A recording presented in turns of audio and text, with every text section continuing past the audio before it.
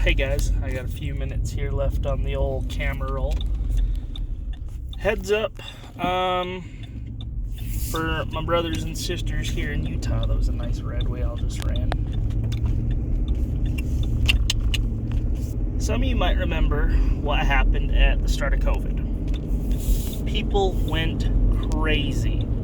Run to the grocery store, cleaned out all the toilet paper, all the fresh food, all the milk, all the soda, but no one really learned a whole lot from that experience.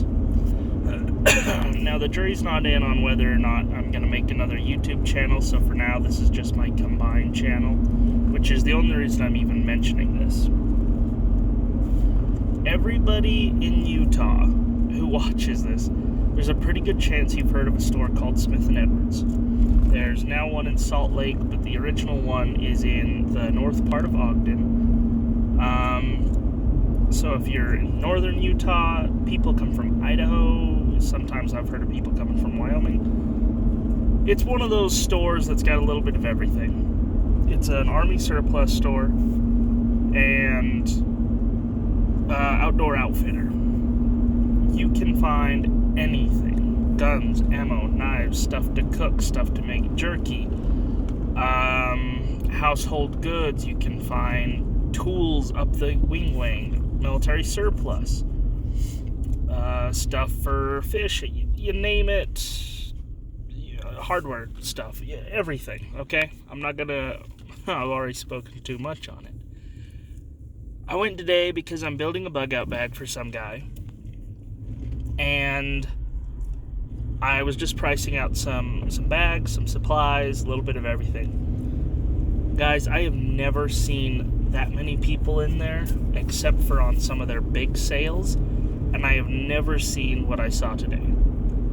Everybody. There wasn't anyone standing around in the spice aisle or looking at the paint or checking out the vast array of jeans and outdoor clothing. No, every single person was in the guns, the survival aisle, it's called the zombie survival aisle, and in the military surplus.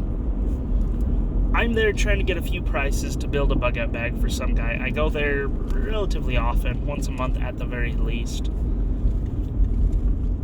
They probably made more today from selling medical supplies than they have in the past 3 weeks alone, unless you count guns. I mean, guys, everything was flying off the shelves. All the medical supplies, all of the emergency food. There were dozens of people back in the surplus, and I heard at least 3 different groups look into the vests. There was one guy whose goal was to buy at least 2 plate carrier vests and get a gun for each of his kids. All right? I don't care. I'm glad people are preparing. But it's interesting. When people were preparing for COVID,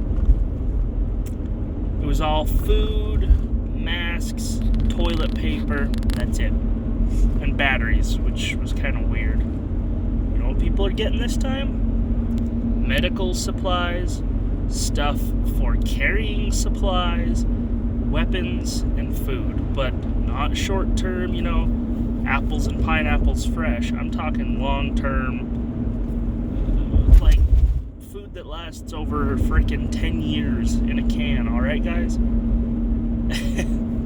I'm glad people are preparing, but it's worth noting what they're getting prepared for and what they are preparing, alright?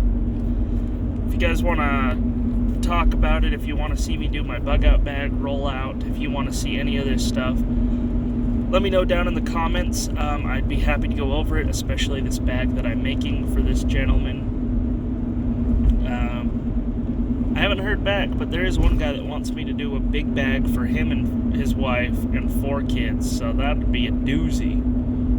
But anyways, I'll talk to you later. I know it's a little bit like, okay, we understand, blah, blah, blah, but it's just interesting is all. I'll see you next time.